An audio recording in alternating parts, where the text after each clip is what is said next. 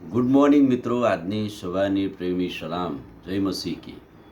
લેન્ટના દિવસોમાં આપણે પ્રભુના વચનો જોઈએ છીએ ત્યારે પ્રભુએ યરૂશાલેમ જવા તરફ પોતાનું મોં દ્રઢ કર્યું હતું અને એમનો ધ્યેય યરૂશાલેમ અને વધસ્તંભ બે જ વાતો હતી. અને પ્રભુએ એટલા દિવસો વધસ્તંભની વાતો કહી અને વધસ્તંભ તરફ જ પોતાનું મોં દ્રઢ કર્યું, યરૂશાલેમ જવા પોતાનું મોં દ્રઢ કર્યું. અને એટલે જ પ્રકટીકરણના પુસ્તકના 21મા અધ્યાયના 10થી 21 વચનમાં યરૂશાલેમની ભવ્યતા વિશેની વાતો આપણે જોતા આવ્યા છે. અને એટલે જ એવા ભવ્યતાવાળા શહેર તરફ અને એવા મંદિર તરફ આ પ્રભુ પોતાના બાપના ઘર સુધી પહોંચવા અને જે કાર્ય બાપે સોંપ્યું છે પૂર્ણ કરવા જઈ રહ્યા છે. એ આ દિવસોમાં, લેન્ટના દિવસોમાં આપણે જોઈએ છીએ. યરૂશાલેમ શહેરની જે ભવ્યતા છે એ ભવ્યતા વિશે પણ ઘણી બધી વાતો બાઇબલમાંથી લખવામાં આવેલી છે. પણ જ્યારે લેખકને એટલે સંત યોહાનને આ પ્રકટીકરણ થયું ત્યારે એમણે જોયું કે આકાશમાંથી ઉતરતું ભવ્યતાવાળું પવિત્ર નગર નવું યરૂશાલેમ બતાવવામાં આવ્યું. અને એની ભવ્યતાનું જે વર્ણન કર્યું છે ત્યારે પૃથ્વી પર સુલેમાન રાજાએ જ્યારે આ મંદિર બનાવ્યું ત્યારે કેટલી જબરજસ્ત ભવ્યતા બતાવેલી. અને એક એક વસ્તુ, એક એક બાંધકામની વાત, એની પાયાની વાત અને પરમ પવિત્ર સ્થાનની વાત, બધી વિધિઓની વાત, પવિત્ર સ્થાનમાં ક્રિયાની વાત અને વેદીની વાત ને વેદીમાં મૂકવાની વસ્તુઓની જે પવિત્રતા અને જે ભવ્યતા બતાવી છે એવા મંદિર, એવા નવા યરૂશાલેમ તરફ પણ આત્મિક દ્રષ્ટિએ તો મંડળીને લાગુ પડતી વાત છે. અને એટલે અહીંયા કેટલીક બાબતો આકાશમાંથી ઉતરતા દેવના મહિમા સહિતનું જે પવિત્ર નગર છે બતાવવામાં આવ્યું છે. એની અતિ મૂલ્યવાન રત્ન જેવું, એ કહે છે કે યાસ્પીસ રત્ન જેવું, સ્ફટિકના જેવું નિર્મળ હતું. એટલે એની જે ભવ્યતા છે એની પવિત્રતા બતાવવામાં આવી છે. સ્વચ્છ છે, ચોખ્ખું છે એમ કહેવા માગે છે. એનો કોટ, ચારે બાજુનો શહેરનો કોટ બતાવવામાં આવ્યો. તો કહે છે કે એનો કોટ એટલો મોટો અને ઊંચો હતો.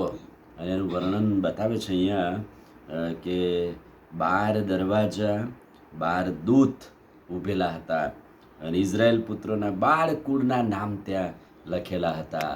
આ જે દર્શનમાં આ બધી વાતો બતાવવામાં આવે છે એનું કારણ એ જ છે કે એ નવું જે યરૂશાલેમમાં છે, પૃથ્વી પરના 12 દેશો કે 12 કુળ કોઈ પણ આવી શકે છે.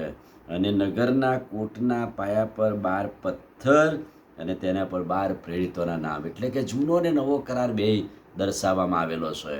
એટલે 12 કુળ એ જૂનો કરાર અને 12 પ્રેરિતોના નામ, શિષ્યોના નામ, એટલે કે છે કે નવો કરાર, નવું યરૂશાલેમ દર્શાવવામાં આવેલું છે.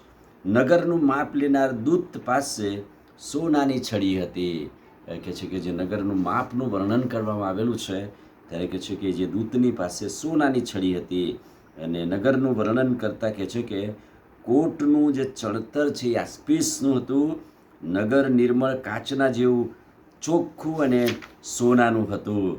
અને કોટના પાયા મૂલ્યવાન પાછળથી સુશોભિત હતા.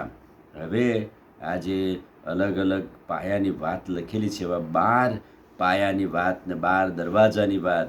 અને એ તો એ છે કે પહેલો પાયો એ યાસ્પીસ, બીજો નીલમ, ત્રીજો પાનું, ચોથો લીલમ, પાંચમો અકીક, છઠ્ઠો લાલ, સાતમો તૃણમણી, આઠમો પીરોજ, નવમો પોખરાજ અને 10મો લસણીઓ, 12મો સની અને 11મો કે યાકૃત.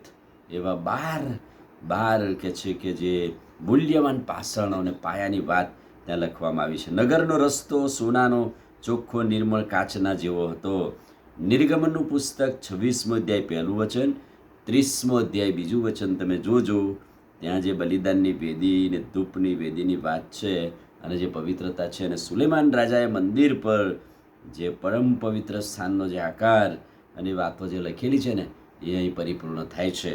હજકીએલના પુસ્તકના 40મા અધ્યાયમાં પણ એનું વર્ણન કરવામાં આવેલું છે. કહેવાનો મતલબ કે એવું એક નગર, એવું એક યરૂશાલેમ ઉતરી આવે છે. અને આ દિવસોમાં પ્રભુ ઈસુ ખ્રિસ્ત પણ યરૂશાલેમ જવા માટે વધસ્તંભ ઉંચકીને યરૂશાલેમની વિજયવંત સવારી કરે અને પોતાના બાપના ઘર સુધી પહોંચે. એવું એક મંદિર, એવું એક ઘર નવું બતાવવામાં આવશે.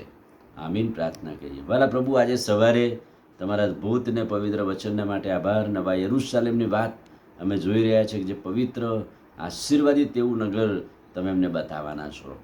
અમારી પ્રાર્થના પ્રભુ ઈસુના નામમાં કરીએ છીએ, સાંભળોને માન્ય કરો. આમીન. God bless you.